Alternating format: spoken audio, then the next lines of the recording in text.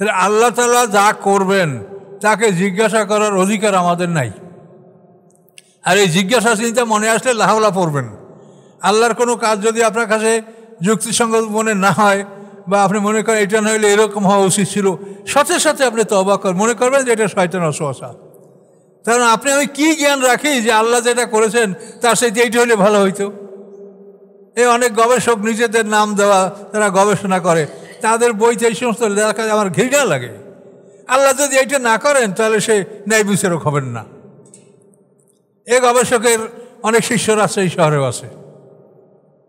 হ্যাঁ, আল্লাহ যেটা না করেন তাই ন্যায় বিচারক হবেন না। কীটা বলবো, সেটা হলো এই, উনি বলেন যে নেশা জাতীয়, ইনটক্সিকেশন, নেশা, এই নেশা জাতীয় আয়াতটা 3 পর্বে নাজেল হয়েছে। সর্বশেষ 4th হিজরিতে চূড়ান্ত হারাম করা হয়েছে।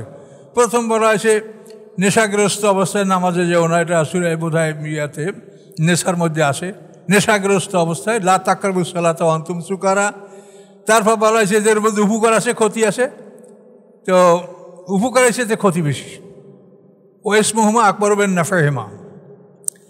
3য়বারে চূড়ান্ত আয়াত নাযিল হয়েছে ইন্নামাল খামরু ওয়াল মাইসিরু ওয়াল আনসাবু ওয়াল আজলামু রিজজুম মিন আমালিশ শাইতানি ফাজতানিবুহু। শরাব, জুয়া, ভাগ্য নির্ধারণের তীর, স্থাপিত মূর্তি, পাথর, এগুলি সব শয়তানের আমল। তোমরা থেকে এগুলি পরিহার করো, ত্যাগ করো। তো এখন ওই গবেষক বলেন যে আল্লাহ তাআলা আগের মুসলমানদেরকে, প্রথমে যারা ইসলাম গ্রহণ করে তাদেরকে 17 বছর এই মদ খাওয়ার অনুমতি দিয়েছেন, চূড়ান্ত হারাম করেন নাই। 4th হিজরি মানে কি, হিজরতের আগে 13 বছর ইসলামের, হিজরতের পরে 13 আছে 17, এই 17 বছর তাদেরকে নেশা করায় আল্লাহ মানা করেন নাই। তো এখন যারা নূতন মুসলমান হবে, ঈমান আনবে, তাদেরকে এই 17 বছর সময় দিতে হবে, তারপর তারা এটা ত্যাগ করবে। এটা যদি আল্লাহ না করেন তা তিনি ন্যায় বিচারক হবেন না। দেখেন তো কত বড় পণ্ডিত, এর ভক্ত আপনার এই শহরেও আছে। কাজেই আপনাদের জ্ঞান, আপনারা জ্ঞানকে কাজে লাগান।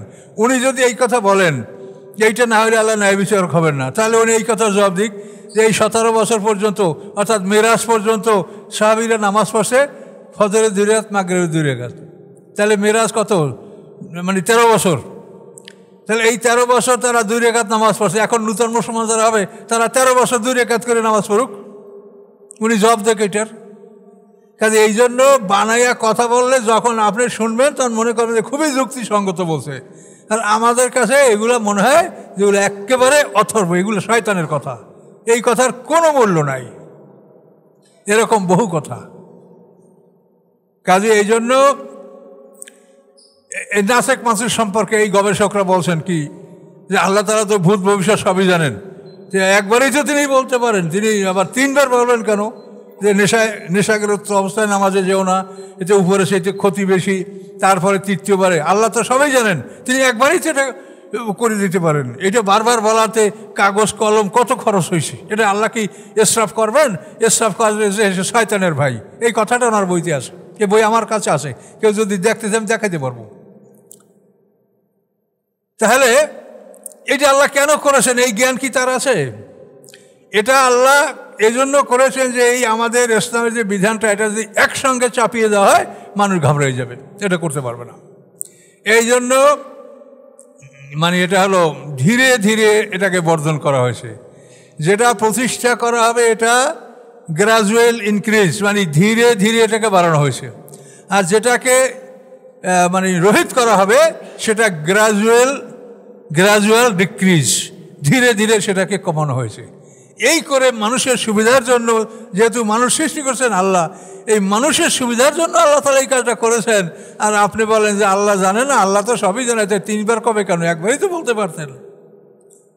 এইগুলি যারা বলে তাদের মধ্যে ঈমান আসে নাই। আমরা দোয়া করি যে আল্লাহ ইচ্ছা করলে হেদায়েত দিতে পারেন, সেটা আল্লাহর ব্যাপার। কিন্তু এগুলি দ্বারা সমাজ যারা বিভ্রান্ত করছে, কিছু লোক যারা এগুলো চিন্তা ভাবনা করে না, তারা এই কথাটা শুনেই মনে করবে যে খুবই যুক্তিসঙ্গত কথা বলছেন। আসলে তা না।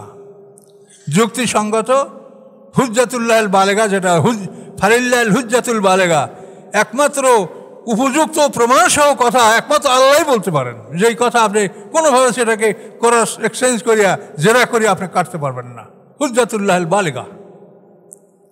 তো এই জন্যই বিষয়গুলি আপনাদের কাছে অনুরোধ করছি যে আপনারা কোরআনের কাছে আসেন। আপনি বারবার এক কথাই বলছি, পৃথিবীর যত সমস্যা সবই হচ্ছে কোরআনের কাছে না আসা, কোরআন থেকে দূরে থাকা। এটাই সবচেয়ে যত সমস্যা তার মূলেই একটাই, কোরআনের কাছে আপনারা আসেন, কোরআন পড়েন। তো সম্মানিত শুধু এখন দেখেন,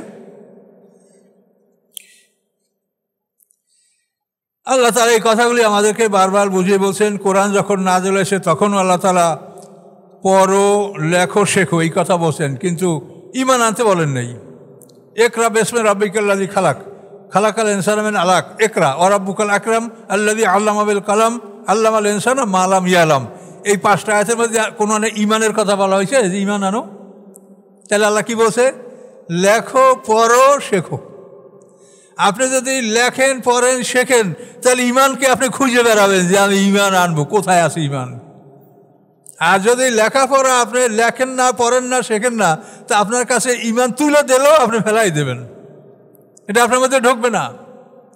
কাজে লেখা, পড়া, শেখা এটা যদি আপনি করেন, তা আপনি নিজে ঈমানকে অনুসন্ধান করবেন। এই পৃথিবীটা কে সৃষ্টি করলো? এই আকাশটা কে বানালো? এই সমুদ্রকে খনন করলো? এই জঙ্গলকে আবিষ্কার করলো? এগুলি চিন্তা করে আপনি নিজে ঈমানকে অনুসন্ধান করবেন।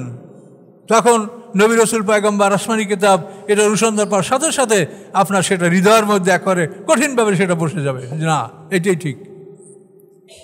কাজে এই জন্য এই কথাগুলি আপনারা কোরআন থেকে শোনেন, পড়েন, শেখেন, শোনেন, আল্লাহ রহমত করবে।